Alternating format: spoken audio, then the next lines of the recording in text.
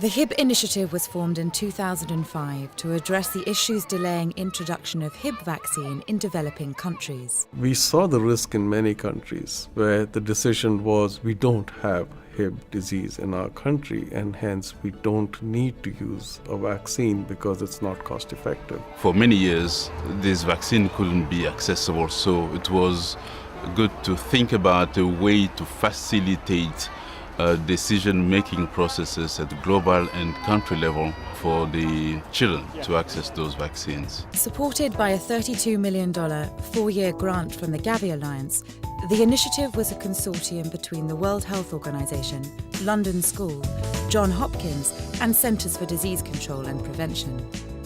The consortium worked to ensure that regional officers and partners were providing consistent messages and functioning as a team.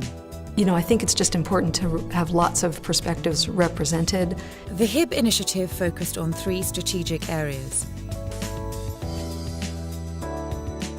What happened often with local surveillance data is they significantly underestimated the disease burden. It took a lot of effort to actually highlight the data that is currently available and to package it in a comprehensive manner to make it easily interpretable to decision makers.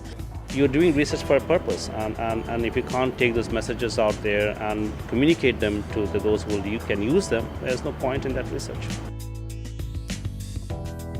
Communication and advocacy was really one of the major pillars of our strategic approach. I want to do this advocacy because I want to get this vaccine in this country, not after 2 decades. We want these vaccines to this country, to the children who cannot pay for it at real time.